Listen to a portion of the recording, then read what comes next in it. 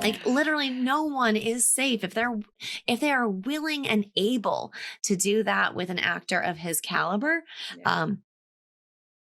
It makes me fear for everyone in season 4. I mean, including June, realistically. Mm-hmm. Well, I mean, we know what happens in the testaments, but yes, we know. Yes, we know what happens in the. We know what happens. We know what happens in the testaments, but we don't know everything about June's timeline. We know that she's like kind of sort of in touch, but there's a possibility here that maybe Elizabeth Moss wants to go out when the show's on top. And she wants to like take a step, or maybe they take a point where she takes a step into the background. Maybe she gets across the border into Canada. And then her story as a handmaid is done. She's still a resistance fighter. And we obviously know by reading the testaments that she's still going to be integral to the takedown of Gilead. But maybe this is an opportunity for the show to then pivot. Oh, I think they are. That's my gut for this for sure is what's happening, especially after rewatching season 3.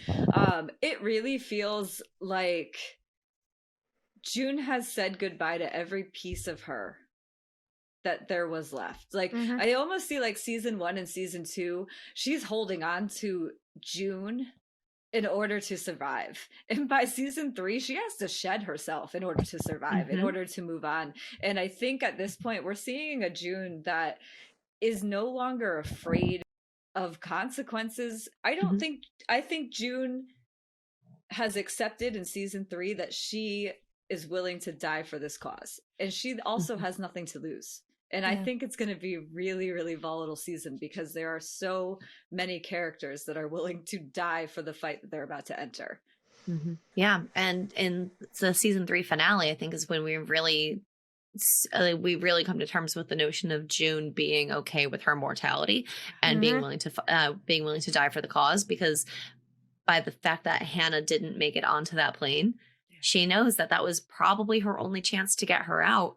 And now her only option is to take down Gilead from a larger construct. Had she gotten Hannah out, perhaps the fire of resistance wouldn't have been. Right.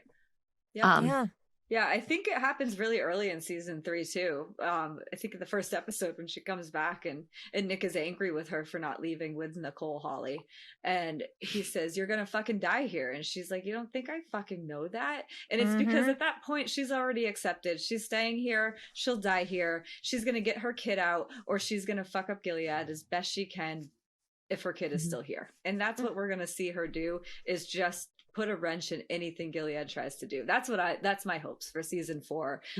I think we're going to see an entirely new pivot of June and everything that she's had to learn in season 1, 2, and 3. I think we've seen a big arc for her and her growth to getting to be this resistance leader that she's going to be in season 4.